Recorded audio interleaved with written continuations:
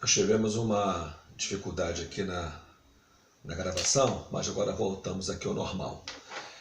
Eu estava terminando aqui falando sobre a questão do contexto, religioso da cidade de Colossos, que a gente mostrou aqui que havia uma complexidade muito grande, um sincretismo religioso que predominava naquela cidade. E assim encerramos esse primeiro ponto aqui desse contexto da cidade de Colossos, que diz respeito à sua religiosidade. Bem, agora nós precisamos também apresentar o contexto da formação da igreja em Colossos. Como que se deu a formação dessa igreja naquela cidade?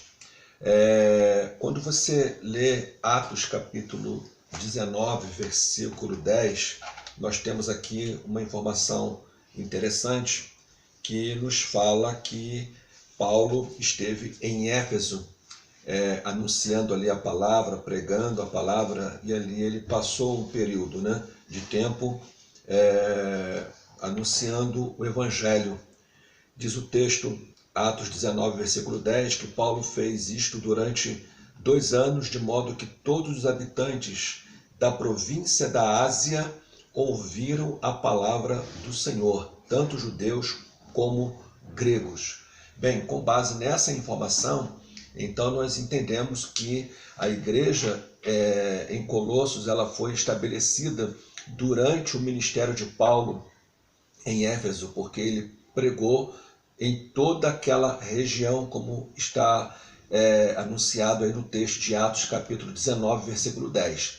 Como Éfeso era a capital da província, bem como a maior cidade entre Corinto e Antioquia da Síria, pessoas de outras cidades vizinhas e vilas vinham a Éfeso, para finalidades comerciais e políticas, ou seja, havia toda uma agitação comercial, política, econômica que existia ali na cidade de Éfeso, e isso atraía as pessoas das cidades vizinhas. Paulo era ajudado por vários auxiliares e, através do ministério deles, várias igrejas foram estabelecidas através da província. Então, quando você lê, por exemplo, Colossenses 1, versículo 7 e o capítulo 4, versículo 12, nós ficamos sabendo, por essas referências, que Epáfras, por exemplo, veio por influência de Paulo, e retornando ao Vale de Lico, parece ter sido instrumento na iniciação de igrejas em Hierápolis, Laodiceia e Colossos, que era a sua própria cidade. Paulo não conhecia os colossenses de rosto, como diz no capítulo 2, versículo 1, mas ele os conhecia através de Epáfras, Filemão, Onésimo e Arquipo, como diz lá em Filemão, versículo 1, e Colossenses, capítulo 4, versículo 17. E a igreja conhecia Paulo através do trabalho desses homens. Então, o que nós entendemos aqui? Que todas as informações com relação a aquelas pessoas daquela igreja que começou a ser estabelecida ali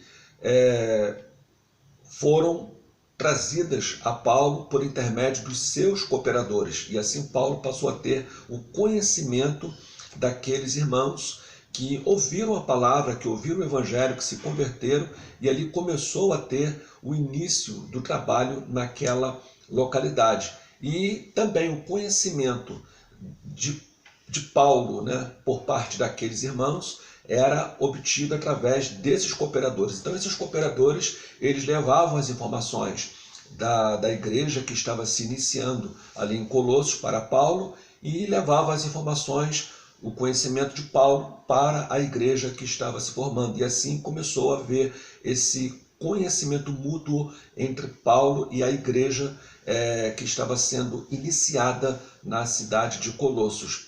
Tudo o que nós sabemos desta igreja é que por esta carta, por inferência, a partir da epístola a Filemão, a Epístola de Filemão está muito ligada à carta de Paulo aos Colossenses.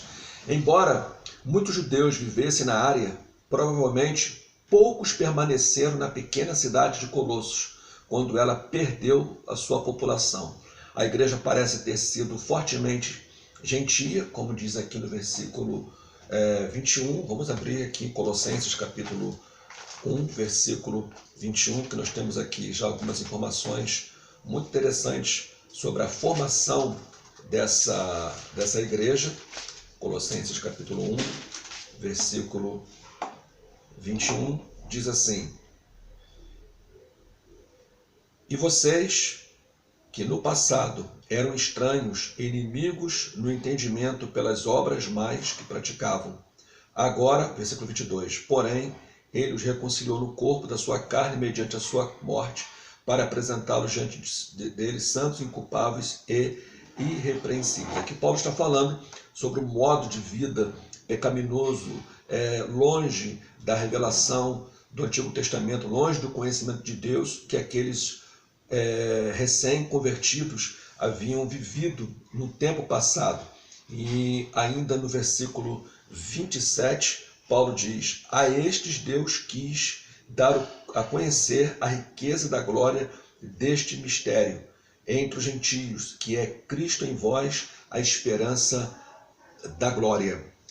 Esse texto nos informa esses versículos nos informam que a igreja em Colossos ela foi inicialmente formada pela sua maioria de gentios. Ainda no capítulo 2, versículo 13, temos uma outra informação para sustentar essa ideia, que diz assim: e quando vocês estavam mortos nos seus pecados e na incircuncisão da carne, ele lhes deu vida juntamente com Cristo, perdoando todos os nossos pecados. Falando ainda acerca do estado pecaminoso, distante de Deus, que aqueles gentios viviam antes de serem alcançados pela mensagem da salvação, pela mensagem da graça, antes de lhes ser revelado o mistério que esteve oculto durante todo o tempo e que em Cristo nos foi revelado, né? E esse mistério nada mais é do que aquela mensagem, né, de que os gentios também fariam parte do plano da salvação e estariam sendo inseridos no mesmo contexto salvífico com os judeus. Diz o texto ainda no capítulo 4, versículos número 10, temos aqui uma outra informação interessante nessa parte introdutória, capítulo 4, versículos 10 e 11, que Epáfras, por exemplo, um dos grandes cooperadores de Paulo, ele não era judeu, ele era um gentio, diz o texto. Aristarco, que está preso comigo, manda saudações, e também Marcos, primo de Barnabé. A respeito dele vocês já receberam instruções, e se ele for até aí, recebam-no bem. Também Jesus, conhecido como Justo, manda saudações. Estes são os únicos da circuncisão que cooperam pessoalmente comigo pelo reino de Deus. Eles têm sido o meu consolo. Então, Epáfras não se encontra aqui nesta relação daqueles que eram chamados os da circuncisão, os judeus. Isso quer dizer que Epáfras era um cooperador gentio no ministério do apóstolo Paulo. E Epáfras, ele teria trabalhado principalmente entre os gentios. Foi o ministério dele, o chamado dele para trabalhar, para comunicar o evangelho da graça, o evangelho de Cristo aos gentios. E ele estava fazendo isso ali em Colossos. É menos provável que os judeus tivessem ouvido atentamente a Epáfras, um gentio. Sendo ele, né, obviamente, um gentio, é claro que ele teria melhor acesso, maior alcance, né, aos gentios que ali estavam. Então, fica aqui então bem claro, né, através dessa breve exposição, de que a igreja em Colossos, isso é importante que vocês fiquem sabendo, acerca da sua origem, né, de como ela se iniciou. Então, ela se iniciou por ocasião do ministério de Paulo em Éfeso, por um tempo de aproximadamente 2 anos, quando ali ele esteve pregando não somente na cidade de Éfeso, mas em toda a província, como diz lá o texto de Atos 19, versículo de número 10. E enquanto ele pregava, ele anunciava, né, pelo fato daquela localidade ser um ponto estratégico de muita circulação de pessoas que iam e vinham, passando por ali. Então, não somente ali, mas nas cidades vizinhas, o evangelho ali chegou. Então, por essa ocasião, por esse tempo, o evangelho de Cristo alcançou os habitantes da cidade de Colossos, e Paulo pôde contar, né? Pôde contar com os seus cooperadores que ali estavam para transmitir diretamente a palavra. Como dissemos aqui, Paulo não conhecia os colossenses de rosto, como diz no capítulo 2, no versículo 1. Ele não tinha tido ainda esta oportunidade de conhecê-los pessoalmente, mas diz o texto aqui no capítulo 2, versículo 1, quero que saibam que quão grande tem sido a nossa luta por vocês, pelos que moram em Laodiceia e por muitos outros que não viram a minha face. É uma alusão acerca desse distanciamento, desta falta de oportunidade que Paulo ainda sofria pelo fato de não poder conhecer pessoalmente, diretamente, aqueles irmãos que haviam se convertido na cidade de Colossos. Mas, embora ele não os conhecesse pessoalmente, ele obtinha informações reais, verdadeiras, acerca dos colossenses recém-convertidos, por intermédio dos seus cooperadores, Epáfras, Filemão, Onésimo, Arquipo e outros que ali trabalhavam, levavam as informações para Paulo de como ia o trabalho na cidade de Colossos. E assim a igreja começou a se formar, a igreja começou a se estabelecer, a igreja começou a ter ali o seu primeiro momento, né? Então, meus irmãos, a nível de introdução contextual, essas informações elas são importantes, né, para que nós saibamos que chão o apóstolo Paulo está pisando, né?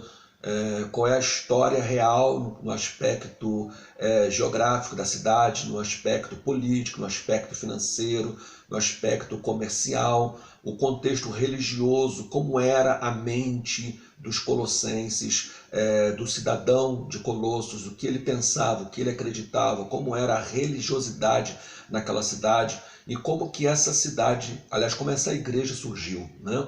Como essa igreja surgiu, quem pregou, quem anunciou, em que tempo foi, qual foi a ligação de Paulo com a cidade de Colossos enquanto ele estava em Éfeso, como o evangelho lá chegou, como que as pessoas foram solidificadas na fé, como que elas foram instruídas, quem ajudou, quem cooperou com Paulo. Essas informações, então, aqui iniciais, elas são muito importantes e eu espero que vocês estejam já absorvendo isso, guardando essas informações, porque de agora em diante nós estaremos entrando propriamente no contexto interno da epístola, no que diz respeito à sua data, ocasião, propósitos, enfim, essas informações preliminares que fazem com que o nosso conhecimento da carta possa se ampliar e todos nós possamos ter aqui um bom conhecimento acerca da sua introdução, ok?